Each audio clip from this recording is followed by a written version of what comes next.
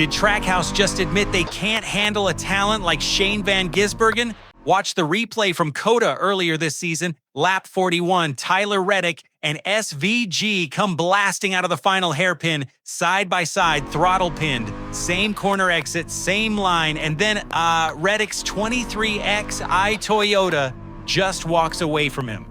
Not edges away, walks away. 2 car lengths down the back straight, 3 by the braking zone, and Shane van Gisbergen, the bloke who's won 3 Supercars championships and can wring a Camaro's neck like nobody else on this planet, is sitting there watching a Toyota disappear into the distance on a road course. His track, his backyard, that moment was not a driver mistake. That was equipment. And tonight we are going to show you the hidden engine data, the dyno numbers, the sector splits, the pit road timing that Trackhouse Racing does not want their fan base talking about, because the so-called Spec Chassis era was sold to us on one promise: equal cars, equal chance. And the data coming out of the ECR engine shop versus what Hendrick and Toyota Racing Development are pushing through their dynos, it tells a completely different story. This is NASCAR Nation Decoded. Let's get into it. When NASCAR rolled out the next-gen car back in 2022, the pitch was simple: single-source suppliers, Dallara-built chassis, common parts, common geometry. The idea was you could take a chassis off the truck at Daytona, bolt it together at any shop in the Carolinas, and have a competitive race car. Leveling the playing field, they called it, bringing the little teams up to the big teams. And for about 18 months, it actually looked like it might work.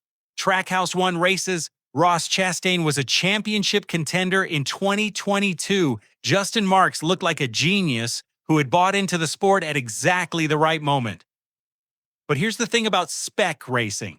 The parts that NASCAR controls, the chassis, the body panels, the gearbox, the suspension geometry, those are basically equal.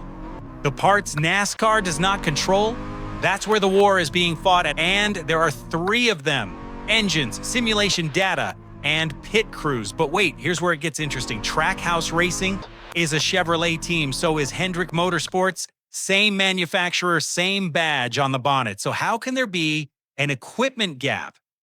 Because they don't share an engine shop. Hendrick builds their own power plants in-house at their Concord campus using Siemens NX digital twin software, the same kit that builds Formula One engines and jet turbines.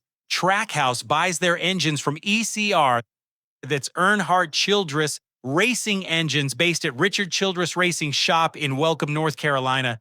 Now in 2020, Hendrick and RCR announced a research and development partnership to share Chevrolet engine technology. On paper, everyone gets the same gear. In reality, you ask anyone on pit road and they'll tell you straight, the Hendrick guys get the new spec first. The customer teams get it 6 months later after the bugs have been worked out on someone else's car. That's not a conspiracy theory. That's how customer engine programs have worked in motorsport for 50 years. Cosworth did it. Mercedes does it in Formula One. The works team eats first. The customers eat what's left. Now let's get to the numbers, because this is where the story stops being opinion and starts being fact. Look at the 2026 season sector data on the long straight ovals and road courses.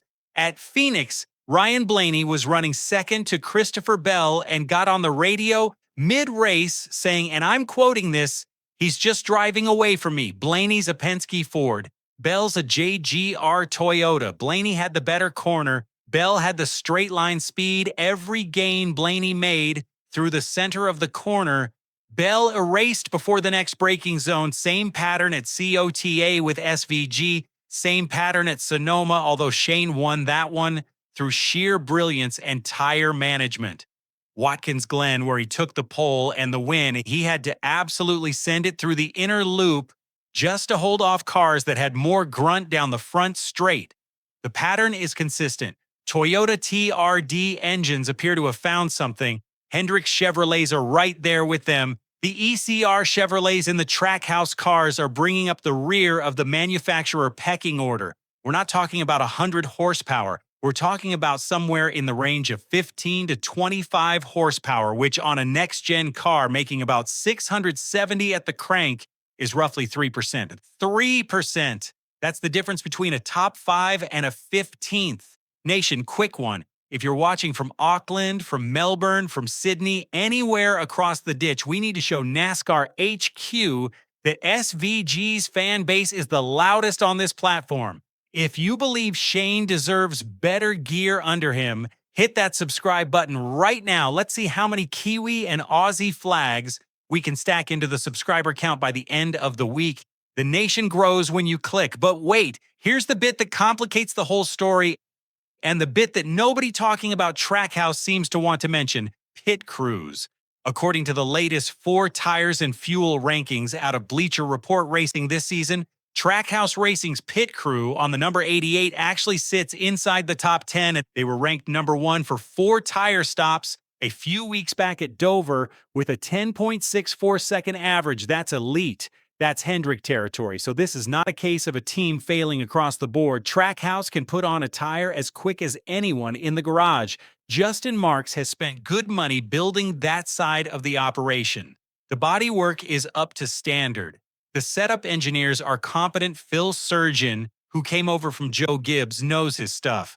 The gap is specifically under the bonnet and specifically in the simulator data. And that's why this story matters, because if it was just a bad team, you'd say, tough break, mate, find a better ride. But it's not a bad team. It's a team with a Kiwi Legend in the driver's seat, being held back by a customer-engine relationship that puts them third in line at their own manufacturer's dinner table. But wait, there's one more layer to this, and it's the layer that the insiders whisper about and the press never prints. The Chevrolet driver-in-the-loop simulator, the big one, the official manufacturer sim, sits on the Hendrick Motorsports campus, not at a neutral facility, not at GM headquarters, on Hendrick's property. Spire Motorsports, who use Hendrick engines and Hendrick simulation packages, have leapt forward this year. Trackhouse, who buy their motors from ECR and run a more arm's-length data-sharing arrangement, have not made the same jump. You connect the dots. I'm not telling you Hendrick is sabotaging Trackhouse. There's zero evidence of anything that Grubby and frankly Rick Hendrick doesn't need to. The system itself does the work. The team that owns the sim gets the sim's best output. The customers get whatever's left in the queues. It's not sabotage, it's structural.